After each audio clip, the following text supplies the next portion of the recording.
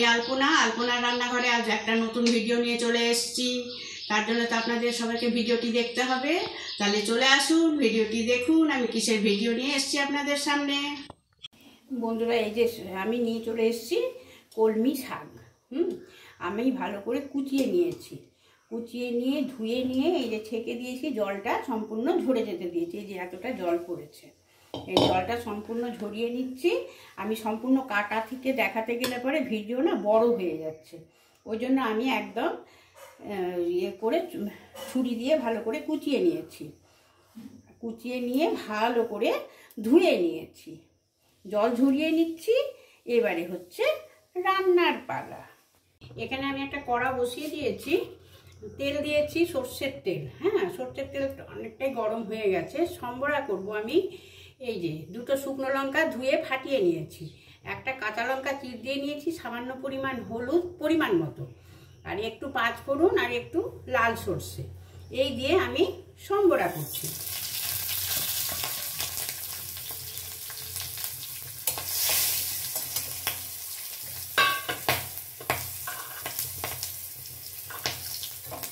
এটা একটু নাড়াচাড়া করে ভেজে নিলাম। একটা সুন্দর সম্বরার একটা সেন্ট হয়, ফোড়ন দেওয়া হয় তো, এটা একটা খুব সুন্দর একটা সেন্ট বেরোয়।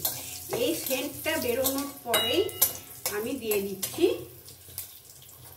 একটা রসুন, ভালো করে ছাড়িয়ে নিয়েছি, ধুয়ে নিয়ে ছাড়িয়েছি। এই রসুনটা এর মধ্যে দিয়ে দিয়েছি, দিয়ে ভালো করে রসুনটা এখন ভেজে নেব, তাহলে সেন্ট হবে খুব সুন্দর। শাকটা খেতে বড় ভালো লাগবে। অনেক বন্ধুরাই এইভাবে করে, এছাড়া কিন্তু আমি আর শাকে কিছু দিচ্ছি না। কিভাবে করছি সম্পূর্ণটা না দেখলে কিন্তু বোঝা একদমই যাবে না, তার জন্য সম্পূর্ণ ভিডিওটা দেখতে হবে।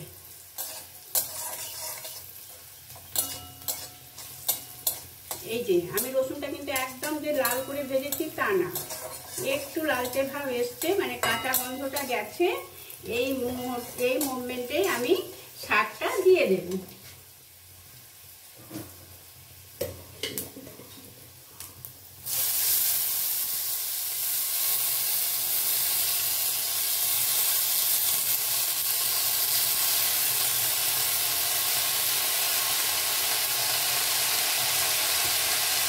এই যে বন্ধুরা, এবারে আমি শাকটা দিয়ে এবারে ভালো করে নাড়াচাড়া করে নেব।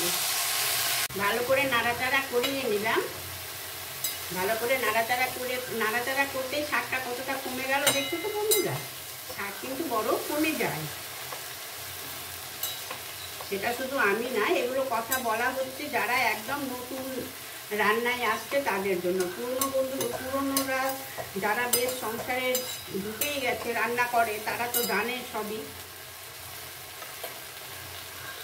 এবারে একটা আমি চাপা দিয়ে দিলাম আর গ্যাসটা একদম সিম করে দিলাম, তাহলে ভালো করে সেদ্ধ হয়ে যাবে। এবারে আমি চাপাটা খুলে নেব। খুলে নিয়ে ভালো করে আবার নাড়িয়ে নেব। আরো লো করে দিলাম।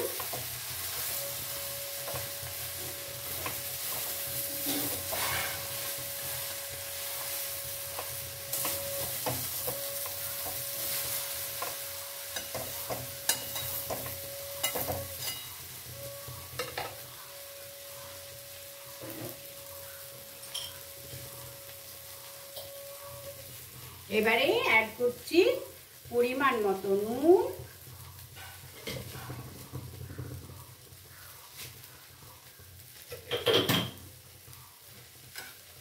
আর চিনি। যে কোনো শাকে একটু চিনি দিতেই হয়, এটা আমরা মা ঠাকুমাদের কাছ থেকেই শিখেছি, তাই একটু চিনি দিয়ে দিলাম। নুন চিনি দিলাম, দিয়ে এবারে ভালো করে নাড়িয়ে নেব। আমাদের এখানে কিন্তু কলমি শাক একদমই পাওয়া যায় না, পুকুর আছে, কলমি শাক এদিক ওদিক খুব হয়, কিন্তু কেউ আর বিক্রি করে না। কাল হঠাৎ একজন নিয়ে এসছে, তো লাফিয়ে পড়ে কলমি শাক কিনেছি।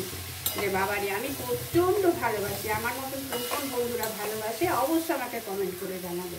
কলমি শাক কিন্তু শাক মাত্রই ভালোবাসি, কিন্তু কলমি শাক কিন্তু আমার প্রচণ্ড প্রিয়, আমি খুব ভালোবাসি।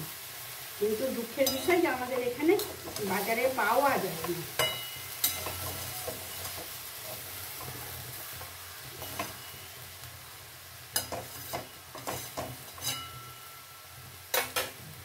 আবার এটা চাপা দিয়ে দিলাম। একদম তো সিম করে রেখেছি, নাড়িয়ে দিয়েছিলাম। এই শাকটা এরকম ঝরঝরে ভাজা, নানান রকম ভাবে হয়, আজকে আমি এরকম করছি, খেতে খুব ভালো লাগে শুকনো ভাতের সাথে। আমার শাকটা হয়েই গেছে। এবারে আমি একটু কাঁচা সর্ষের তেল দেব।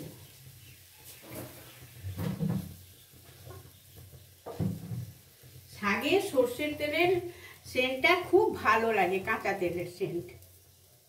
এই যে বন্ধুরা, এই যে সর্ষের তেল দিয়ে দিলাম। আর কি দেব?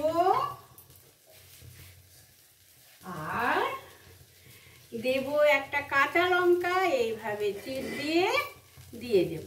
আমার মতো কোন কোন বন্ধুরা কাঁচি ব্যবহার করে রান্না করতে আমাকে কমেন্ট করে জানাবে তো। আমি কিন্তু সবসময় কাঁচি ব্যবহার করি।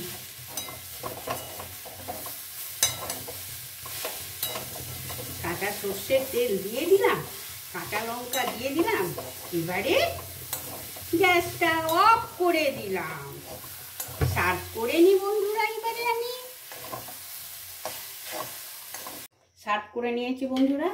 ইয়াম্মি ইয়াম্মি স্বাদে খুব সুন্দরভাবে কলমি শাক ভাজা এইভাবে হয়ে গেল। নানান রকমভাবে হয়। এইভাবে আপনারা একবার করে দেখবেন, খুব ভালো লাগে শুকনো ভাতের সাথে।